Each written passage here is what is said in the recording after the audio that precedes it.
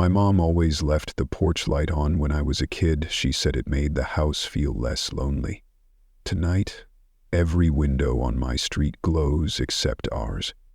And that's not because I forgot. I'm sitting in the dark on purpose, holding my phone like it's the only thing keeping me from being swallowed by whatever is out there. If you're reading this, maybe you know that feeling, like the world is about to turn inside out and you're just waiting for it to happen. The day started normal, or I thought it did. My alarm went off at 7 o'clock. Like always, I brushed my teeth, made some burned toast, and scrolled through Instagram, half awake. I noticed the weird stuff right after breakfast. I could hear people coughing outside, not just a little. It was like a chorus, all up and down the block, hacking and choking. A military van rolled by while I was getting the mail. It parked at the corner and just sat there for 20 minutes. I watched from behind the curtain, feeling like a creep, waiting for something to happen. It didn't. Just two soldiers inside, not moving, not talking, not even checking their phones. When I went back inside, there were red smears on the sidewalk in front of Mr. Weaver's place. He always walks his dog at the same time as me, but I didn't see him, or the dog, just the blood dragged into the gutter and a streak that looked almost like a handprint. I wanted to believe it was a dead squirrel or a spilled paint can, but in my stomach something twisted. That was when I realized nothing felt right. By noon, the group chat was blowing up with random stuff. At first, people were joking about the coughing. Then someone said their sister saw soldiers at the grocery store, making people leave without paying. My best friend Nate texted, "Dude, check the news. WTF is happening." I tried CNN, got a live stream of the president, but he looked as confused as I felt. First, he told everyone to stay calm and keep shopping as usual. An hour later, I flipped channels and heard a different message. Residents of the Tri-County area, please remain indoors and turn off all home lights. Await further instructions. I called Nate. It rang. It rang. No answer. I called my mom, straight to voicemail. Dad. Nothing. I texted, "You guys okay?" No reply. Even the neighbor group chat stopped. I refreshed my phone, thinking maybe my Wi-Fi was out, but everything else worked, except my friends. Around 3:00 p.m., the cell service bars started flickering. I got a warning from the government, that loud, screechy alarm that makes your heart jump. Zombie lockdown alert. Turn off your home lights now. I stared at it, thinking it was a sick joke or maybe a hack, but another one came through, then another, all caps, red text. The news anchors weren't even on TV anymore, just a canned loop telling people to hide. I heard screaming from next door. Not TV screaming, real screaming. My neighbor, Mrs. Castro, yelling for her husband, her voice so raw it made me freeze. Then, silence. I crawled to the window just enough to peek between the blinds. Their living room lights were on. For a second, I saw movement inside, fast and wrong, like shadows fighting. Then the light snapped off. The street went dark, one house at a time. I saw a shape out front, someone stumbling. It looked like Mr. Weaver, but he was dragging one foot, shirt ripped, face bloody. I ducked, heart beating out of my chest. I knew then it was real. I locked the front door, then the back. I grabbed every chair and shoved it under every handle. I even dragged the dresser against my bedroom window. My hands were shaking. I texted Nate again. Just one word, help. But nothing came back. Now I'm hiding in the dark, listening to people cry and cough and run outside, listening to that military van's engine rumble. My phone is almost dead, and I don't know if the lights being off will save me. But it's the only rule that still makes sense. If you're reading this, turn off your lights and pray that whatever's out there, it thinks you're already gone. Something crashed against my door around midnight. Not a knock, just a heavy, ugly thud like a shoulder slamming full speed. I held my breath so hard my chest hurt.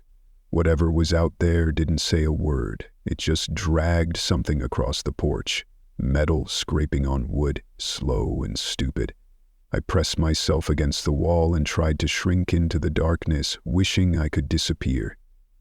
The porch light was still off, but I swear I saw shadows shifting through the glass. One looked like it was standing right at the door, breathing.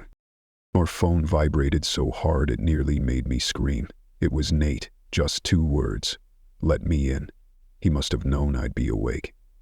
I wanted to open the door so bad my hands shook, but then I remembered something my dad used to say, never trust a voice when the lights go out. So I texted back, say something only we know. No answer. I waited. I thought I saw a hand reach up and touch the glass, pale fingers splayed out wide. It looked almost normal. Almost. My phone buzzed again, but this time it was just a system alert. Battery low. I had maybe 5 minutes left. That's when I heard Nate's real voice. Outside, not on the phone. Dude, please. I'm bleeding. They're everywhere. Open the door. He sounded desperate, hoarse, like he'd been running for miles. I wanted to help, but I couldn't trust it. Something about the way he said everywhere, like it was more than just people, more than just zombies. I stared at the door, frozen, listening to the groans and thuds on the porch. Then another voice, lower, rasping. Open up. It's safe. Come on. There was nothing safe out there. I stayed silent, and after a while, the voices moved away. I watched from the window, heart slamming as a group shuffled down the street. I saw my neighbor's face, Mr. Weaver, but pale and twisted, blood crusted down his jaw. He was moving with them, but not like them. His head twitching, jaw working. He locked eyes with me through the window, and I swear he grinned, lips splitting way too wide. I ducked away, shaking so hard I almost dropped my phone. That's when I heard it. Glass shattering downstairs. I grabbed a bat from my closet, old Little League gear barely used. I edged out of my room, every muscle screaming to run. The living room was chaos. A figure was half inside the window, blood pouring from its arm, face hidden by tangled hair. It turned, and I saw Mrs. Castro's eyes, but empty, glassy, and wide. Her mouth opened too far, jaw unhinged, and she shrieked. An awful, gurgling sound that didn't sound human. I swung the bat without thinking. It hit her shoulder with a crunch, but she barely flinched. She clawed at me, fingernails scraping skin. I hit her again, harder. This time, her head snapped back and she crumpled, twitching, not dead but not moving either. I backed away, breathing so hard I thought I might pass out. Blood was everywhere, on the floor, my hands, even the bat. Something in my head just broke. I realized then that this wasn't just infection. These things didn't die right. They changed. Mrs. Castro was still twitching, her mouth working like she was trying to speak, but no words came. I knew then there was no saving anyone. Not her, not Mr. Weaver, not even Nate if he was out there. I ran. I didn't have a plan, just an instinct screaming, "Move!" I slipped out the back door and into the yard, dodging shadows in the dark. My phone died the second I made it to the fence. Behind me, the house didn't feel like home anymore. Just another target. I hopped the fence and ran. The world outside was nothing like before. Every house was dark, but the street was crawling with shapes. Some limped, some crawled, some just stood and stared. I kept to the shadows, not looking back, not trusting any voice I heard. Somewhere behind me I heard a scream, a real human scream. It cut off sharp. The sky was starting to lighten, gray and sick. I didn't stop. I don't know where I'm going. The rules are gone. All I know is I can't go back. I kept moving because stopping meant thinking, and I couldn't do that. The farther I got from my house, the less real it all felt. Everything was off.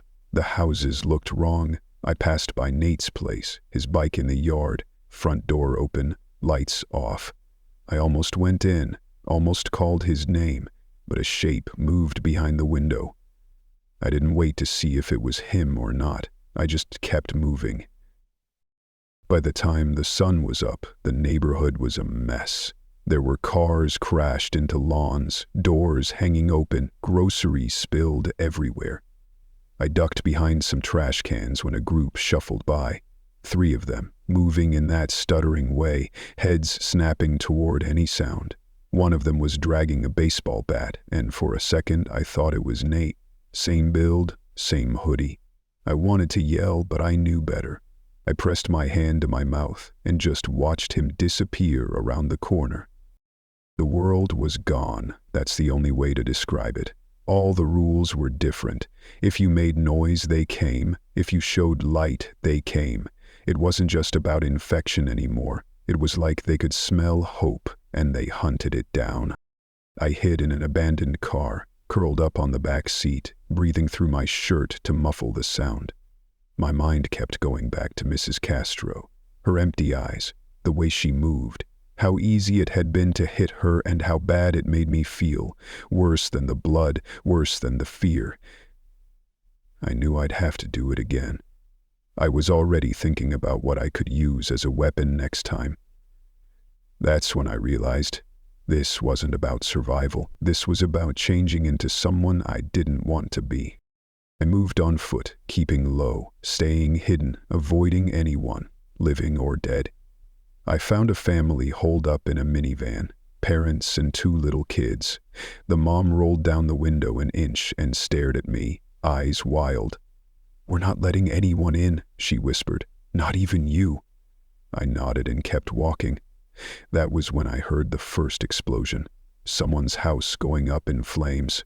People started screaming, some for help, some just screaming. The air smelled like burning plastic and something worse. I tried hiding in the church, but there were already too many inside. Some people were sick, others armed, everyone desperate. Fights broke out over nothing. A bottle of water, a blanket, a spot on the floor.